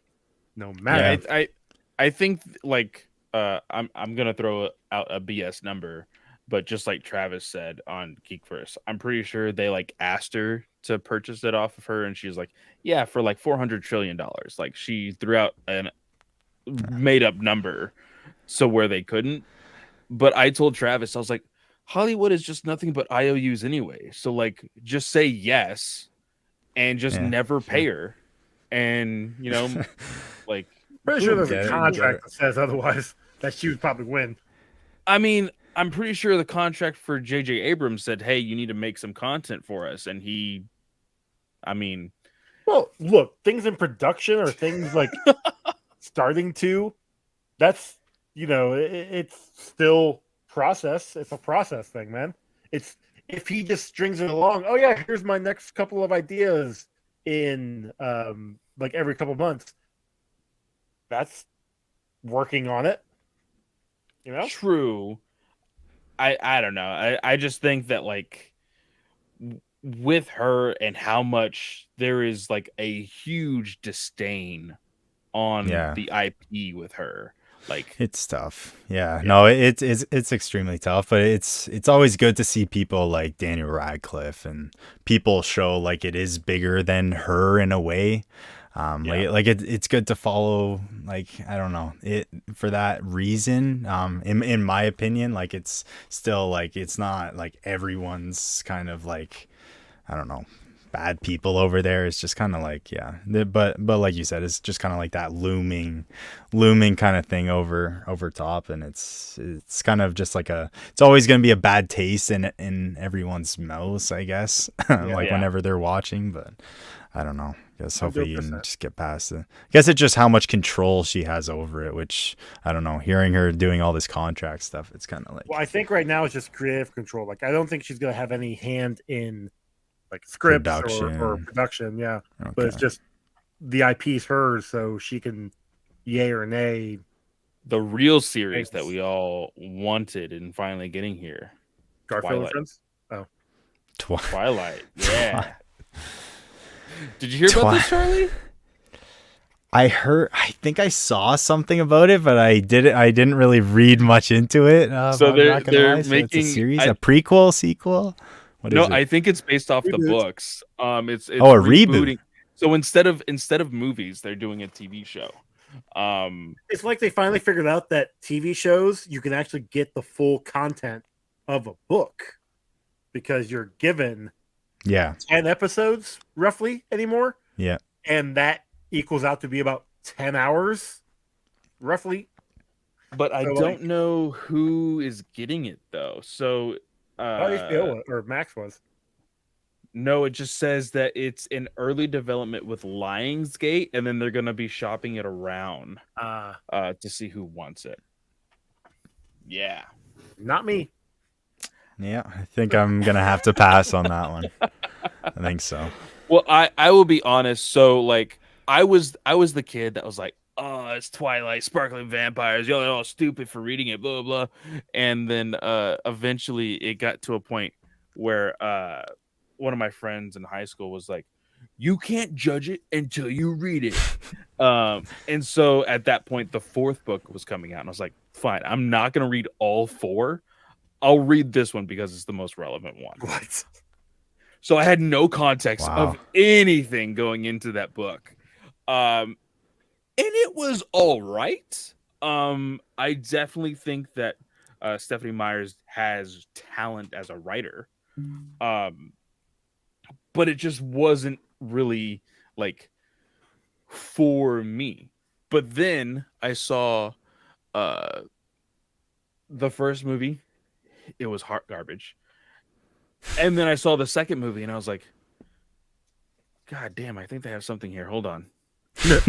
And like some of the stuff actually started getting a little good. And I was like, damn it. Like all of the cheesiness and like really bad writing of Stephanie Myers, like she has good writing moments and then she has just like nothing but like romantic cheese that it can kind of be a little cringy.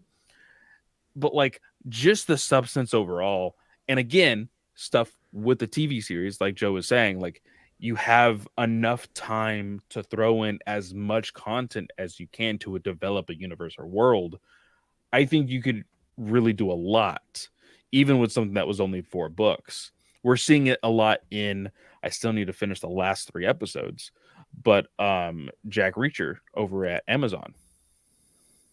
I also found I out need to finish that too. it's so good, really good. You guys really should. Found out the second season is not following the second book, which is really disappointing because I listened to that the other month, and that was that good. I was really looking forward to the divisiveness that it was going to cause. Just gonna let that linger. But they're gonna be focusing on book 11, which is what was that one called? Can't remember what it was called off the top of my head, but the first Book 11. That's quite a there's jump. 20. Yeah, I don't know why. There's 27 books total as of right now in the series. For season 1 covered book 1. Season 2 is going to cover book 11, which I again don't know why, but I'm still looking forward to it because Alan Ritchson as Jack Reacher, just perfect casting. He is like, I don't know what it is about him, but like he was like the total like stereotypical like jock douche in Smallville, and I was like, this guy's probably not going to amount to anything. And then I saw him on Titans. I was like, I need this guy in everything. Yeah, Like, There's a movie it's so good. called what's it called? Laser Team. And it is by the Rooster Teeth guys. It was one of their first movies that they did back in like early aughts. And I remember like I backed it. It was like a Kickstarter thing or a Indiegogo thing or something. I backed it to help them get it in production. One of thousands of people. And Alan Richardson's in that, and he plays an army guy who is supposed to get this alien suit that eventually was supposed to be a like a battle suit against another group of aliens. What ends up happening is these 4 like redneck backwater guys get the pieces of the suit, and they each put like a piece of the armor on because they find it and they're just playing with it, and inevitably they have to become the champion of the world, and like the government finds them and they have to train these 4 to do this. It's a fun movie. It got a sequel, which did I watch that one? I don't remember if I watched it or not. I have them both, but it's a fun little like indie movie that, like I said, Alan Ritzen's in that, and I remember seeing him in that after Smallville, but before Titans, and his role in Titans was amazing. So when he got the role for Reacher, I was just like, okay, I'm there. I mean, and before Titans, let's remind ourselves he was in another franchise, Teenage Mutant Ninja Turtles. Yes, he was Raphael in the live action, quote unquote live action. Okay. TMNT. In the voice. I've never seen that. I haven't seen too much TMNT, but the new one really got me interested. But yeah, I think it looks good. I'm interested in seeing it. I'm still I'm not gonna say very hesitant, because I'm hesitant because no depiction of the turtles in any type of animation, I would say. Well, hold on. I would say only the Nickelodeon is probably the closest to like depicting the Teenage Mutant Ninja Turtles as teenagers. Gotcha. Okay, I see what you're saying now. Yeah.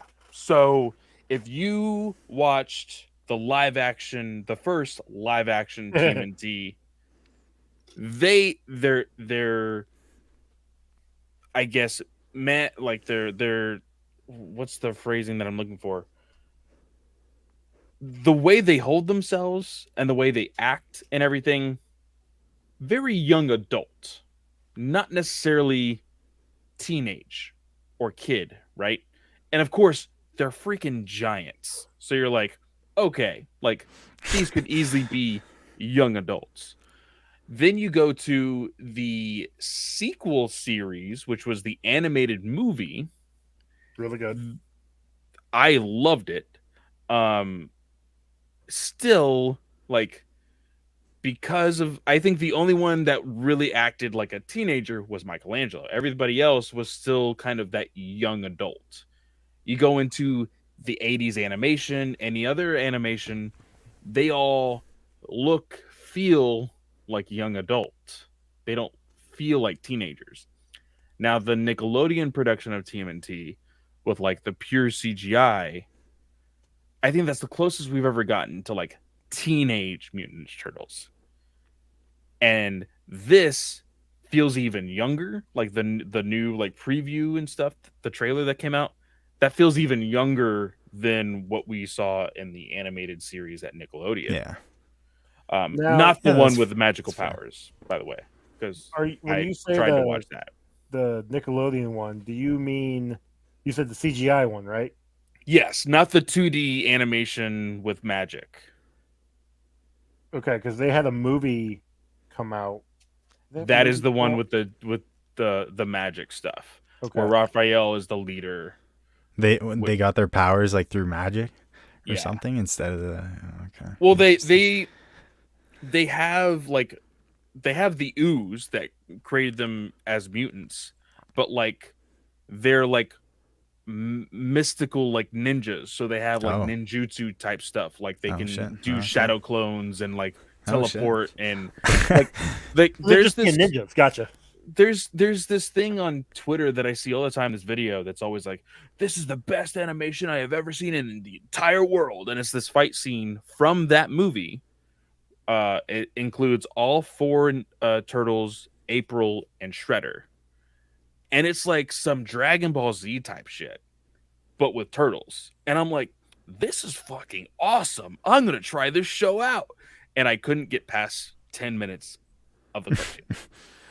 It's just, it makes them all look and feel like complete idiots. And the only one that should feel like that is Michelangelo. So you're okay. Maybe I've just been listening to too much Ranger Danger, but debate me, Joe. Debate me. You're fine with Power Rangers acting like idiots all the time. No, I am not. You've heard.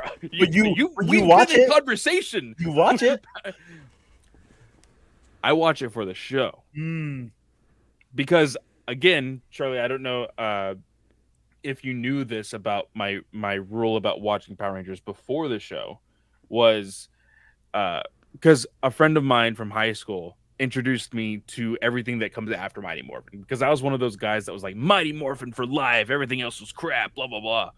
And he's like, nah, like there was so much more stuff, and he showed me like the opening music to a bunch of them, and I was like, holy crap, I need to get into this stuff. And so I started watching them, and I started watching Zio, and I was like, this is rough. This is rough. Let me slow down here a bit. And I made a rule. If I can get through the first 10 episodes of a series, so Zio, Turbo, Lost Galaxy, whatever, if I could get through 10 episodes, I would watch the rest of the season. If I could not make it 10 episodes without saying this is absolute garbage, then I would skip everything except for the crossover episode, which usually Joe and I have said that it started technically with Lost Galaxy, but there's a small there's a technicality with In Space. Yes. Because there's a Teenage Mutant Ninja Turtles episode. There's also an episode where Mighty Morphin comes back into one episode. And there's also an episode in Turbo. Oh, no, there's an episode in Space also that deals with the Turbo Ranger. So there was a lot of stuff happening in Space. So that's kind of where it started, and then it became like a traditional thing. So if I couldn't go through the first 10 episodes, I would watch the crossover episode, and then I would watch the last episode to see how it all ended. And there was a lot where I was like, nope, just crossover, ending, crossover, ending, crossover, ending. But there's still a lot of stuff that I love to watch all the way through. So, no, Joe, there is a lot that I did not watch because of how cringy and stupid it was. So when I saw these Teenage Mutant Ninja Turtles acting like complete fools, like when they make the only sensible one Raphael, there's something wrong. There's something wrong. Like it just didn't feel right. So I was like, no, I'm not gonna watch it. But every single time that clip on Twitter shows up, because it's shown up several times for me, this is the best animation in the entire world, I'll sit down and watch it because I think it looks badass. I just can't get to that point. Next time that comes up, send it to me because I do want to see it. I'll look for it right now. I'm pretty sure I could find it. Okay, that's fine. Now, where does the Last Ronin?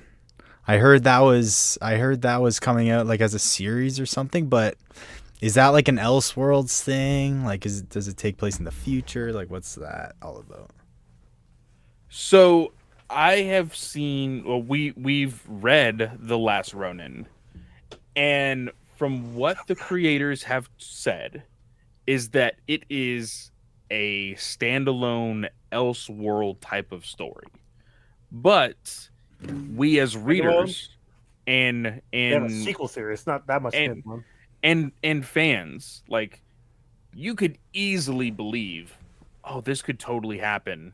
Like, if I were to read the 136 issues of TMNT at IDW right now, which we're trying, which we are attempting right now, still haven't gotten past second volume. I haven't gotten anywhere. You haven't read volume 2 3 yet, have you? Not yet. It's literally right there. Like, I see it. I have. I think the last thing I read, I think we're kind of stuck in the same spot. But we're trying to get through for the end of the year for the reading challenge. But if you were to read that entire series and then read The Last Ronin, you could totally connect the two. You could. It's the concept of turtles and how, like, almost I wouldn't say post-apocalyptic. What's the opposite of post-apocalyptic for, like, like freaking cybernetic. Neo Future, Neo Cyber Future, something like that. Yeah, neo cyber whatever. Like it told. Cyberpunk. There we go. Yes, yeah, it totally makes sense. Honestly, it does. And then recently, like the ending of the book, won't spoil it for you, but it like leaves a little something to be like, oh, there could be something that comes after, and then like we did a Patreon episode of it, and we were like, yeah, something's definitely happening. Like we predicted it. You're leaving out the fact that you did not read those last couple pages because you didn't realize there was last couple pages. Oh, that's right. I did it like fade to black, and then you had to flip again or something. Yeah, so We it was all almost read like them it was visually. almost like a post credit thing in the book, but it had like the perfect like It did. it had like the perfect ending splash page, and I was like, wow, that was a good story. Close. And Like, then That's a nice surprise. Oh, that's a good surprise. A good surprise. Yeah, because we were recording, and I think Chris and I and Travis were talking about it, and Clay's just And- like, what are you talking about? Like, I'm starting to be like, Huh? y'all aren't reading the same book I am. What are y'all talking about? But it totally teased something, and we're like, yeah, they'll do something with it.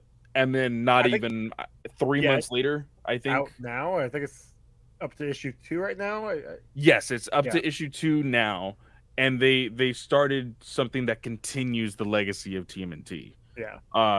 While also telling the story of the last Ronin, from the time of where we see all of the turtles to the time where it's only one turtle. So, I think it's a pretty neat series. The fact that they picked it up for a video game, I think, is really cool. I just don't know what that video game looks like. Like, I have no idea how. Like, I could very easily be like, God of War, like do it like that, or like I'm a really big fan of Ghost of Tsushima. If you do it like that, that would be amazing. Who knows? Yeah, no, I've just heard about it, and it looks, from what I've heard, it sounds fantastic. The and comic is amazing. I've never heard a bad thing about it, like from Yeah. anyone really. So I'm like, Yeah, it was a definitely good piqued my series. Like interest. if you know the which I The know basic basically concept. not like no lore, but yeah, I know basic concept. I Yeah, guess, like, and I exactly. know all the If you- characters and Yeah, that's all you familiar need with to some of know. them. yeah. You so- don't need to have the 30 years of comic knowledge, or even the TV show knowledge or the movie knowledge. As long as you know who the characters are, you can go in and it explains everything to you. Sweet. Oh, that sounds good. That sounds good. Oh yeah, another one. I don't know. Did you? Oh wait, What you got? it's under here. I think I posted it on Twitter, but finally got my hands man. on this guy. Doesn't have my name in the back, but no, it's still. You can find our names in the back. Well, yeah, it was still man. It looks amazing. I didn't read it physically until like I was waiting for the hardcover to get it. But no, it looks awesome. So Clay and Chris got theirs not immediately, but Oh yeah, yours was delayed. mine was delayed a little bit. Never did find out why, but like it was one of those things where like Chris was within the first like 20, I was in the next 10 that backed, and Clay was somewhere in like the 80s or 100. I was like 100 and something. Like, Yeah. we were like, oh, so like the whole point of getting a number to like the Kickstarter is like, oh, if you're the first person to fund this, like you'll be the first person to receive your book, Yep. right? Like that's just mentally, that's how you think about these things. And so Joe being one of the first 100, I was like I said, I was Clay. Chris was in the 20s. I was in the 30s. We were like Yeah. maybe 10 apart. yeah. And I remember that it took me almost 4 days after they had already confirmed their pre-order that I was like, shit, I'll go ahead and do it. Mhm. And I did it. And I was like in the hundreds. I think it was like 136. And so when like me, Chris, and Joe were like, man, we're seeing all these people like getting their copies. What's going on? And then all of a sudden Chris was like, it exists. And he got like, I think the the information for the tracking. Yeah, I think it was. the notification from. Oh well, I can't remember whichever company was doing it. Yeah, but he got the notification, and then I think 2 days later I got the notification, Mhm. and then Joe's over here like, yeah, comes, I just waiting. wonder when I'm gonna Yep. get mine. Week And like goes we get by, ours, we get the pictures, we post them on month goes Twitter and all by, this other and I'm stuff. just like, a month goes by. it was about a month, maybe Yeah. 2 weeks when I reached out to Matt, and I'm like, hey, so any idea what to do with this? Who I should talk to? And he sent me to like White Squirrel, I think is what the company was, if Yeah. I remember correctly now. So I sent a message to them. Another week goes by, and then they finally get back to me saying, "Yeah, that's weird. We don't know what happened there. We'll send you out a new copy. Don't worry." So then, like a week or two after that is when I finally got it, and I'm just like, "That took way too long." Yeah, oh, But I got that it. Sucks. That sucks. I got it. But yeah, oh, that's good. Well, and the entire time, like all of us got the digital copy because we had backed it, and Because we had yeah. backed it came up. with Yeah. it. None of us read the digital copy. I know Chris was waiting for the physical. Oh, yeah. I wanted to wait for the physical. Clay, I believe. I was That takes close. That takes patience. man. Dude, Yes so and no. because That here's takes patience. Well, I guess full it, yeah, disclosure- you got so much else to read. I guess too. full man. disclosure, Charlie, I got it and I loaded it. I got it onto my iPad. And I was like, hey guys, are y'all reading the digital copy? And they both said, oh no, we're rating. And I was like, fuck. I guess I should wait. Don't too. get me wrong. Damn. I still thumbed through it. I didn't read it, but I like scroll through. If just you to make see it to that second art. page with the retro costume, like Yeah, that little dude, white like- Inferno girl, like yeah, it's game over. No, that's great shit. That's But no, that's like awesome. I'm It's happy so that good, man. that they had a bunch of extra copies that they were able to sell to the public. Because now, like I know you guys over at the Radiant Black podcast, you all were late to the Kickstarter.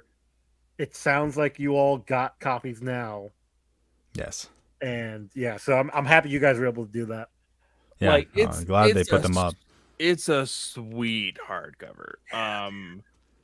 Actually, I think I just Fuck shit, man. reloaded the, Shipping wasn't cheap to get to Canada. no. They just made it Ooh. available. Holy crap! Yeah, I paid like almost half the price of the book to Ugh. ship it here. But I was like, man, like, God I don't know. damn. I'll Tell you this. I was a little fourth wall breaking for tomorrow's episode of World's Finest True Believers. No, I'm Oh, just yeah. I'm just gonna say the one part for the book. Okay. It was at that time, like literally the same week that they had announced that they had extra copies. Mhm. And so like, oh yeah, by the way, you can do this. And then Kyle was like, hold up. Like, I think at that point it might be sold out. So y'all might want to chill out and don't blame us if it's all sold out. Yeah. So Yeah. we had to reel it back. I think they're still up there. It's Really? Surprisingly, they're Good. still up there available. Yeah, I was shocked. Well, here's the other Yeah. thing. I know in the pre-orders for would it be June? June's pre-orders. You can get the trade paperback Yeah. of Infernal Girl Red. nice. Nice. Not the hardcover, but you know. But see, okay, so with us massive verse fans here, I want to bring something up because I feel like Charlie over here may have already figured it out. Joe, I think you said you figured one thing out. I don't know if I just don't pay enough attention. I have no flippin' idea what's going on here. So y'all got to spill the tea. So what the hell is Michael talking about? Is he talking about these tiny dots up here? Yeah. Oh, you can't even see my cursor because the settings changed. These three. So if Yeah. you look at, I have, let's see if I can zoom Zoom in in. on.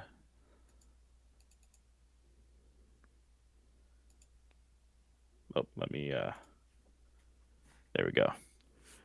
So there's on the trade paperbacks, there's these like dash dots. So basically, I'm thinking Morse code is the only thing that I know dots and dashes for. Yeah, the radiant language. Yeah, But that he could was be like, for sure. he's like, oh, these like it could be obvious. I'm like, what? Nothing. Like I don't know. Right Well, over once my we head. see it, but it's one of those things where once we see it, we're gonna be like, oh crap. But yeah, I'm just curious if we know like enough information, or if it's gonna be revealed in the book, or like I don't know. It is definitely a mystery, but I don't know. They do so many things over there. I try not to overthink everything now because it just like it makes my brain hurt. It's hard not to. Yeah, it's very hard. It is very hard. I do, but yeah, I try not to. I like, dude. I just look at every single time I see them promoting Massive stuff. I'm just like, it is a wild time for comics, man. Like, the way that the Massiveverse is still growing, like, and I know that I should probably not look at it this way, but like, I'm always thinking, what's next? Like, who's the new hero going to be? Right? I should probably. I need. I should at least probably one still more. focused. I should probably just stay focused on the heroes that we have, but like I'm always like, what's next? What's going on? Like, I want to see that next big announcement, you know? They need to make at least one more hero or at least one more book for my. No. things So to be is done. but I think is they your will collage in Supermassive. I think they might. You might think improve. so? I think they might. I wouldn't put it past them. Like another post credit or something, like a little tease. I definitely wouldn't be surprised, but they have their hands full at the same time. So I Well, have that's no why idea. you reach out and they find people that they can collab with and Well, and like I think for me, like the really cool and fun thing about Radiant Black when it first started was like I knew Kyle had really tight circles with Matt and Ryan already, so I was like, they're gonna do something. I know they are. They're gonna put something into this world. Yeah. But like, I don't know. Out of this small circle that is Melissa and Ryan and Matt and Michael and Kyle, I'm like, anybody who they add is going to be a surprise to me, and I think that's gonna be the Yeah. fun thing. Yeah, it's amazing. I'm still hoping. I don't think it's gonna be next year. Maybe next year, 2 years. I'm hoping Dan Mora's got to be on Supermassive if they can get him. He's a busy fucking guy, but they've worked with him, right? So I don't think it's out of the realm of possibility at someday. Fingers crossed, but I don't know. I'm scared for that day because it'll be the day that my wallet is completely empty. Like, Yes. Oh, I big time. every would be insane. variant, like everything. No, that'd be insane. my- I still want like a Dan Mora like DC animated like style movie would be incredible. Like I think that would be amazing. it's still freaking like I think he it's on Twitter. You can still look on his page, but he was like, "Oh yeah, I just did a quick sketch, like a quick 10-minute 10-minute sketch of yeah, a quick Oh, 10-minute sketch, Fuck and it was the off, Red Ranger yeah. in full color. And I think it was I saw that. it was either Michael or Ryan that was like 10 minutes. What the This is just unfair. Yeah. That guy's crazy. Oh man. That guy's crazy. But anyways, I don't know what you guys are saying. It's been 2 hours. I don't know how long Joe's been I've been on here the here. entire time. I am. Joe's been yeah. hanging in there. If it's almost 11:30 over there, Yeah. Joe. If you want to go ahead and call it, we can definitely call it. Yeah. I mean, 2 hours is a good length, I think. So, Yeah, I think so. Joe, yeah, thank you so much for holding the fort for 45 minutes before I could jump Good on. job. it was. Yeah, good I mean, job, look, Joe. I was scraping trying to figure out things to talk about. Like S Bubs came in, he kind of propped me a little bit, which is great. But like, Always I comes was in clutch. Always doing comes my in clutch, best. Yeah, it was one of those things. Like it had gone 5 minutes past the start time. I'm like, no one else is here. I logged in 10 minutes before, thinking there'll be like 1 or 2 people here waiting. No, and I'm like, shit. Is this gonna be me by myself? So then I waited 5 minutes after. I'm like, and I put it in the group chat. I'm like, so is anybody joining? Like, I mean, I'll start it and people can join in. Did you get any responses or nothing? Clay It's said just a he ghost gonna town. be running No, like late. I was like, hey, I'm Okay. like Getting grabbing there, dinner, getting I'm there. sorry, I'm Yeah, I running. saw you in the YouTube comments. That was funny. Yeah. I was trying to tease Joe with like the snooze emoji and stuff. So. Oh yeah, I saw that. I'm like, yeah, that's really helping my self-esteem. Thanks, buddy. But no, we had a one person drop out, and the rest from they just couldn't tonight. It just didn't work. So, look, it is what it is. Will it be the best thing you ever listened to? Probably not. Of course it will. It's going Of to course be it will. interesting. It's I'd be always definitely fun. interested to hear what people thought of my 40 minutes of rambling. But I can't wait to go back and listen to it. so Charlie, thanks for coming on, man. Let everybody know where they can find you. Find me on Twitter at DC Cavalier, and find me at the Radiant Black podcast and the Firepower podcast too, doing that Robert Kirkman book. That's a lot of fun. And also, real quick, congrats, Travis. I saw the Leafs won, so that's that's some stress off the board. That's a big win for them for sure. So yeah, great stuff. And thanks for having me on. It's always a blast chatting with you guys. So yeah. It's a lot of fun. For sure. Always. Before I give my stuff again, just want to go ahead and promote a really big episode for Chris, Joe, and I over at World's Finest True Believers tomorrow. Probably technically today when this thing drops. Also, I'm not entirely sure how the schedule drops with this crossover. The crossover drops like a week later. All right, well, go back and listen to it if that's the case as well. We did a lot of planning. Chris did a lot of planning to make sure this thing went off without a hitch. So go listen to that. It was a lot of fun. There's one moment that everybody just starts laughing. Charlie, I think you will love it. But yeah, you can always find me at Fanboy Clay on Twitter. Go check out my Mastodon if you want to hear my spoiler thoughts on anything. I feel like Mastodon, because of the way that you can like hide spoilers and stuff, I've been being a little bit more active there on the newer stuff and my ideas for that. So go check that out.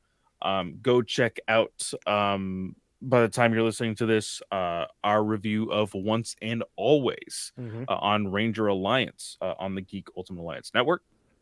And then, of course, on Star Wars Alliance, go check out our Mando season or series finale. That's a question mark over there.